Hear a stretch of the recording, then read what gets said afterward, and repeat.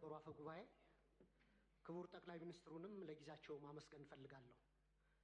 ጥያቄን እንደሚከተለው በንባብ አቀርባለሁ። ሀገራችን ዛሬ ያጋጠሟት ውስብስብ ችግሮች፣ ተግዳሮቶችና ስጋቶች ፖለቲካ ወለድ ሲሆኑ መፍትሄያቸውም ፖለቲካዊ እንጂ የጠመንጃ አፈሙዝ ሊሆን አይገባም። በድህነት አዙሪት ውስጥ የኖረች ሀገር ባለፉት 7 የብልጽግና አገዛዝ ዓመታት ደግሞ በእንቅርት ላይ ጆሮ ደግፍ እንዲሉ ለከፋ የጸጥታና የደህንነት ቀውስ አዙሪት ሳይክል ኦፍ ሴኩሪቲ ክራይሲስ እንዲሁም ማባሪያ የሌላቸው አውዳሚ እርስ በርስ ጦርነቶች ውስጥ አስገብቷታል። ኢህአዴግ አምባገነናዊ ልማታዊ አገዛዝ ነበር።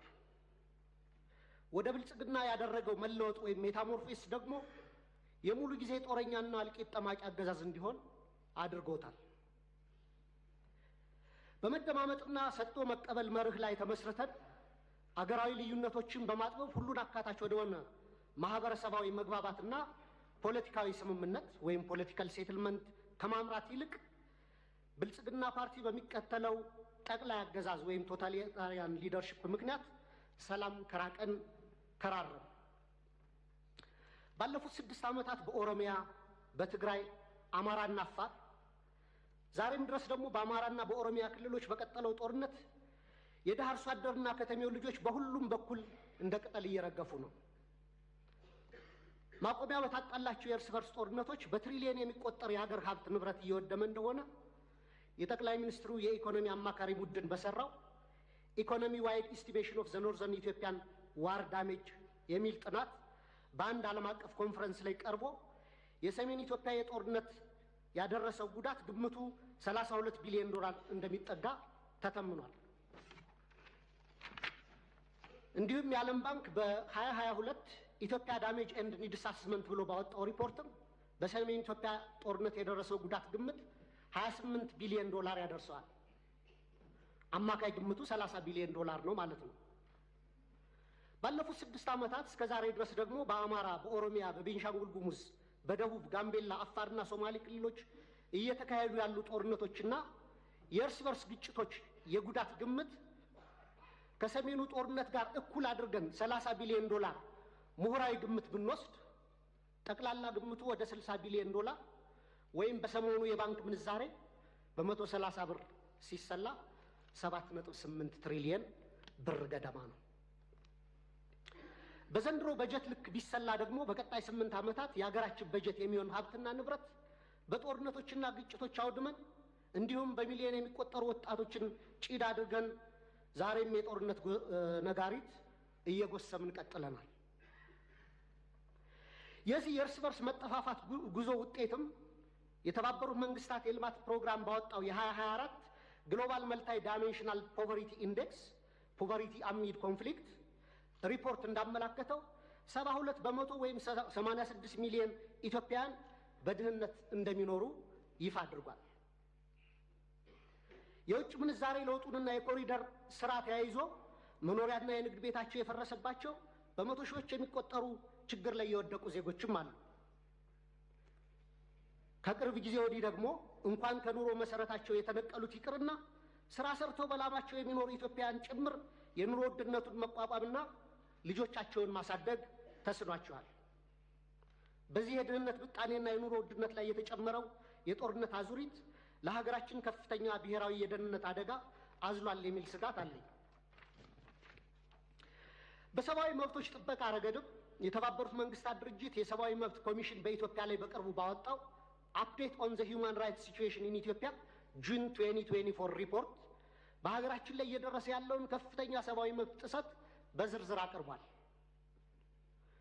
ሪፖርቱ እንደ ሀገር የማያወላዳ ትኩረትና አፋጣኝ እርምጃ እንድንወስድ የሚሹትን የተንሰራፉና ስልታዊ የሰብአዊ መብት ረገጣዎች የደረሱበትን አሳሳቢ ሁኔታ ያሳያል። በሪፖርቱ የተካተቱ ጉዳዮች ልብ የሚሰብሩና በጣም አሳሳቢ ናቸው። ለምሳሌ በፈረንጆቹ 2023 ብቻ በተፈጸሙ 594 የመብት ጥሰቶች በትንሹ 8253 ተጎጂዎች ተመዝግበዋል።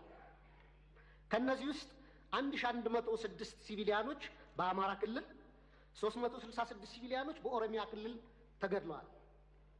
በ5 ወራት ብቻ ከ250 በላይ ሰላማዊ ሰዎች በድሮን ተገድለዋል። ከላይ ለማሳያ በሪፖርቱ የተካተተው የተጎጁ ሲቪሎች ቁጥር ሲሆን አክቹዋሊ የተጎጂዎች ቁጥር ግን ከዚህም የሚበልጥ ነው። እነዚህ የተንሰራፉ የመብት ረገጣዎችና ከህግ ውጭ ግድያዎች በፈረንጆቹ 2024-25 ዓመተ ምህረት ተባብሰው ቀጥለዋል። የድሮን ጥቃት ዛሬም በአማራ ክልል ተጠናክሮ የቀጠለ ሲሆን ህፃናትን ጨምሮ ሲቪሊያኖች እየተገደሉበትና የሲቪሊያን ተቋማት እየፈረሱ እንደሆነ ቢቢሲን ጨምሮ በዓለም አቀፍ ሚዲያዎች ተዘግቧል። በተጨማሪም ሪፖርቱ የዴሞክራሲያዊ ማህበረሰብ አስፈላጊ ምሰሶች በሆኑት ሐሳብን በነጻነት የመግለጽ፣ የመሰብሰብ፣ የመደራጀት መብት ላይ ከፍተኛ ገደቦች መደረጋቸውን በአጽንኦት አመላክቷል። ጋዜጠኞች፣ አክቲቪስቶች እና ሰላማዊ ዜጎች እውነትን የመናገር መብታቸውን በመጠቀም ተጠያቂነት እንዲሰፍን በመጠየቃቸው ብቻ ማስፈራራት፣ እንግልት፣ ስደት፣ እስራት እና አለፍ ሲልም እገታና አስገድዶ መሰወር ይደርስባቸዋል ይላል ሪፖርቱ። ለምሳሌ ያለመከሰስ መብት ያላቸው አማራ የሆኑ የፌዴራልና የክልል ህዝብ እንደራሴዎች የሆኑት አቶ ክርስቲያን ታደለ፣ አቶ ዮሐንስ ቧያለው፣ ዶክተር ካሳ ተሻገር ያለመከሰስ መብት ሳይነሳ ተይዘው ለ20 ወራት ታስረው ይገኛሉ። የተቃዋሚ ፓርቲ አመራሮች የሆኑት የአብን ስራ አስፈጻሚ ኮሚቴ አባል ዶክተር ቴዎድሮስ ኃይለማርያም፣ የኢዜማ የቀድሞ ሊቀመንበር ዶክተር ጫኔ ከበደም ከታሰሩ 2 ዓመት ሊሞላቸው ነው።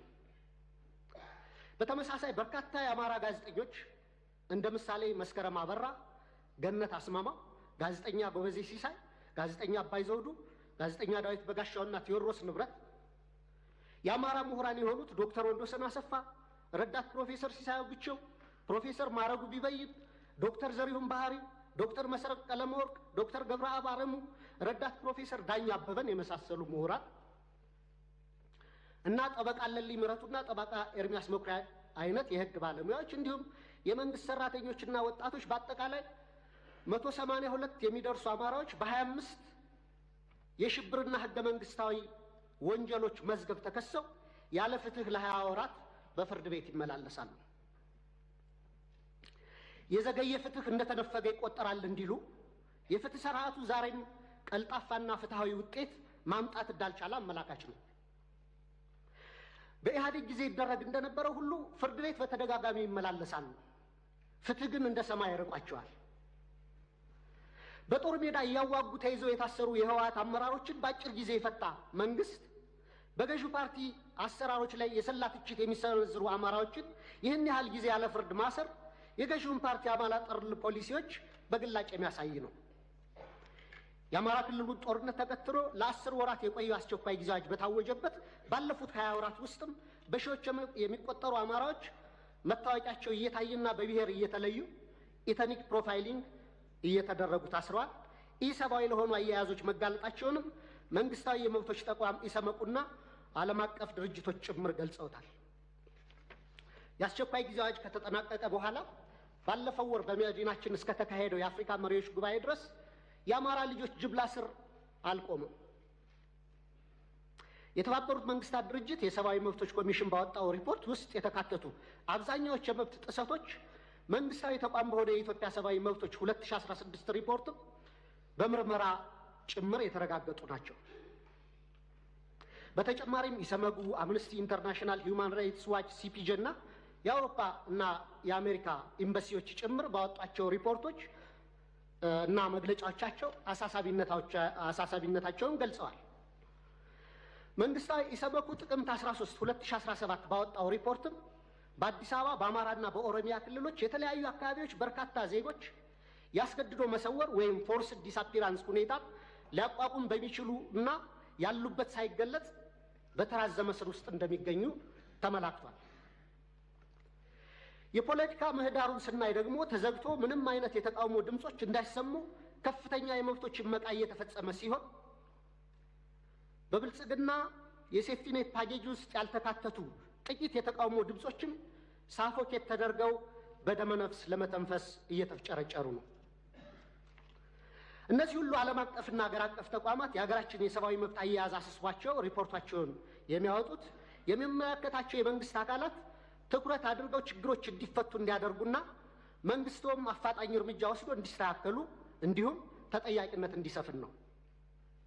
የህዝብ ተወካዮች ምክር ቤትም አንድም ቀን እንኳ ሁኔታውን በተመለከተ በምክር ቤቱ ስብሰባዎች አጀንዳ አድርጎ አለመወያየቱ፣ ሁኔታውን በተመለከተም በአስፈጻሚው ላይ በቂ ክትትልና ቁጥጥር አለማድረጉ፣ በህገ መንግስቱ በተሰጠው ስልጣን መሰረት አንድም የእርምት እርምጃ አለመውሰዱ በታሪክና በትውልድ ፊት ተጠያቂ የሚያደርገው ነው።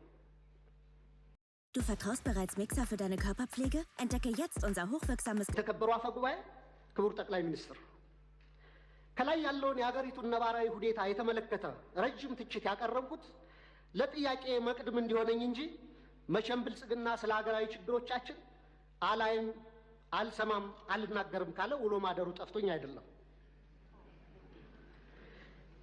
ብልጽግና የሚታየው ጦርነት፣ የሚሰማው የቄስ ሞገሴዎችን ከንቱ ውዳሴ፣ ከተናገረም ወይ ደረቅ ፕሮፓጋንዳ ወይም ነጭ ውሸት ነው። በመካከል የከሱና የመነመኑ እውነቶች የሉም ማለት ግን አይደለም። ወደ ጥያቄ ስገባ ባለፉት 7 ዓመታትና ከዚያም በፊት ባሉ